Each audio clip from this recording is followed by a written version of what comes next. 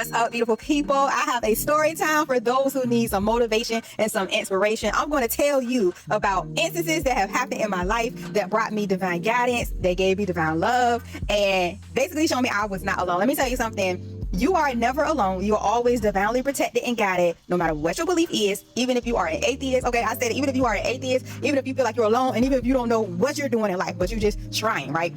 So anyways, first story in a scenario event that happened in my life. So boom, I had left a toxic marriage. I had changed my entire life. I started a new career path. I was a semi-truck driver and I was dating this guy who was a driver who put me onto that, and boom, everything. So things didn't work out business-wise with me and the guy I was dating, and I had to go on my own into the industry and drive trucks on my own, right? Completely new to me. He had 6 years experience. I had 0 experience besides what I learned in school. So I ended up applying for this job, and I ain't even gonna say the company because of what I did, but anyways, I ended up applying at this company that took me right back to the area where the guy I was dating was, right? And so I had to go through this program. It was a program for new hires, and if you had no experience, and people that had semi experience. So they gave me credit for school, so they put it down like I had 3 to 6 months experience versus no experience at all, which was cool, right? So this particular training was about a week long, right? No, it was 3 days. 3 days for the classroom, and then about 7 days for behind the wheel, where you had to redo your backing test. So we're in training, we go through training, and on the 3rd day before you move forward to do behind the wheel, they had us do like this medical form. They said, answer it honestly, guys, put all the information down there, we need this. So obviously, of course, I'm going to answer it honestly, obviously. So I get to a question on the medical part, your medical history. Everything was a no for me except for this one question, and it said, have you ever had seizures? Now, I did have seizures as a child. I forgot what they were called, maybe grand mal, I'm not sure, but it was ones I would wake up into. It was never when I was active. I would go to sleep and wake up into a seizure. I had these type of seizures from the age of 12 until I was almost 14, and then I just grew out of them. They never happened ever again, which is what the doctor said. So I was going to check yes, but this loud voice inside of me said, put no. And I was like, but why? I was confused, but the guidance and the nudge, like my nervous system was shaking. The voice screamed, put no, put no, put no, don't answer yes. So something was like, don't mark yes, erase it, and then put no, just put no. So I was like, okay. So I checked no. I felt a little guilty about it because I'm like, I'm deceiving. But like I tell you, that protection and guidance is there with you at all times. I'm trying to tell you. God, spirit, the angels, the universe, they see what happens in rooms that we are not in. They are our ears. So obviously it was something that I didn't know. Boom. So everyone turned in their paperwork. The people in the class, the teachers and the counselors took the paperwork into another room with a medical physician. It took about 10 minutes and then it came back out, and then they called up 6 people. Now, one of these 6 people, it might have been 8, was a guy I was friends with from that class. We literally had met in that class and became good friends.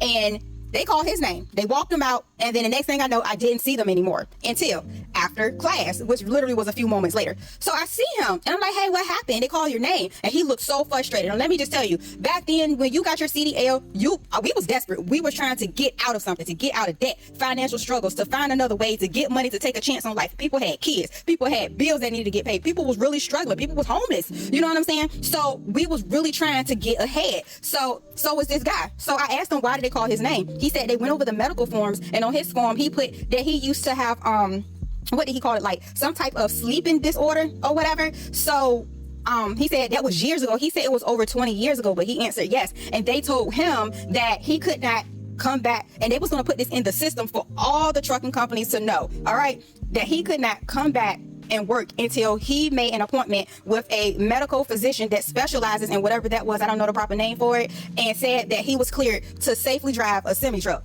And I was like, dang. And he was like just frustrated, confused, and just discouraged because he needed to work and make money. But anyways, yeah, I realized then talking to him why that voice was screaming, check no, check no, check no. And honey, I was so glad that I checked no, because that would have been a disaster for me to have to deal with that. Because let me tell you, I was not in a position where I could take any more losses or bad news. So that was the first story time, trusting the inner guidance. Now I got one even juicier for you, okay? And this is dealing with relationships and being deceived. Boom. So, of course, I was married. I got married when I was 18. I was married for 12 years, and my ex-husband was in the military, but at this time, he had retired after, I think, 4 years, boom, boom, boom. So, we had a lot of marital problems. One, infidelity. So, this was a time in the marriage where everything was smooth. So, my ex-husband called me, like he would normally do when he was supposed to get off work. He checked on me, said that he was going to be late coming home. He was late coming home almost this entire week, but I never paid it no mind. I just figured, hey, at the time, he was working at a credit union. And so he told me he was going to be late, asked what I was making for dinner, and we confirmed what he wanted or what I was going to make. And I said, okay, boom, boom. So everything was fine. So I thought. So I went and proceeded to head to the grocery store to pick up some items. And then, boom, this burst of energy went through my body while I was driving. And then a thought came in my mind. He's lying. He's lying. Now, when things like this happen, men and ladies, okay, it's like it feels bad and we don't like the feeling. We reject it and we try to deny it, but it stays, it lingers, and it gets stronger and stronger until you address it. So what ended up happening is that something within said, don't go to the grocery store, drive to his job. Now his job was, from where I was, it was a city over. So it took me about 20 minutes to get there. I get there, right? And I didn't know what to expect. Tell me why. I drive to his job.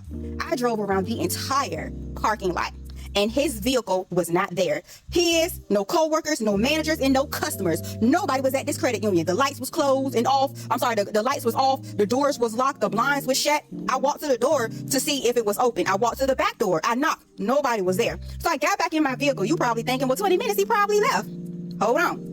I got back to the vehicle, my vehicle. I sat in there and I called him. I said, hey, honey, I'm at the store. Are you still at work? He said, yeah, I'm still at work, but I'm almost done in about 5 more minutes. I said, oh. I said, well, did they move y'all to a different location to work today? Did you work at a different credit union? He said, no, I'm at the same credit union, same one, but I'm almost done. I said, okay. I said, well, that's strange because I'm at your job and I don't see nobody here, not even you. Silence on that phone. I ain't hear nothing. He ain't say a word. He didn't even breathe. He did not even breathe. Okay. So I was like, hello, are you there? Hello? He got quiet. I said, if you at this job, why don't you come outside and meet me in the parking lot? After I said that, he took a deep breath and he said, I'm not at work. And I was like, why did you lie? Where are you? Where are you at right now? Tell me where you're at. Now, my intuition was telling me that he was sleeping with one of his co-workers, which futuristically down the line, I found out that to be true. Okay. They didn't have actual intercourse per se, penetration, but oral sex. And to me, that's way more disrespectful. But anyways, back to what I'm saying. So I said, tell me where you are. Tell me where you are at. And he was like, I'm in the neighborhood. I said, that don't make sense. Why would you lie? You was just out the neighborhood earlier this week and you told me. I had no problem with that. So why would you lie now? I said, well, you stay out there. I'm coming to you right now because the neighborhood where he grew up in was only 10 minutes away. So I'm like, I'm coming. He was like, no, I'm leaving. It's 11:11. I'm leaving, blah, blah, blah. I knew he was lying. I knew he wasn't there. I knew that he was with the girl who I had a little suspicion that he was cheating on me with, but I had no confirmation. And plus he was on his act right at home. I mean, he was so smooth with it. Okay. But boom. We got that divine guidance. We have that divine protection. Whether you have any type of belief at the time, I wasn't religious or spiritual. I was just lost in the sauce, going through life, trying to figure myself out and figure things out while still trying to be the best version of me. And the truth be hurting. We have to have it. But the truth, y'all, it definitely hurts. Okay. But hey, I have actually more story times like that I can tell you, but I don't want to make this too long. So I'm going to leave it with those two. So I hope, look, trust that inner guidance, okay? Even if you don't know what that little voice is, that voice is coming from above, okay? You are divinely guided, divinely favored, and divinely protected. I'm trying to tell you what goes on in the dark. Let me tell you, it is going to come to the light, and those truths do hurt, but it's to allow you to take action, to change directions, and to not be left in the cold thinking that you crazy, okay? Love you guys. I gotta go because I'm at this dog park. You see your girl over here sweating. Love you.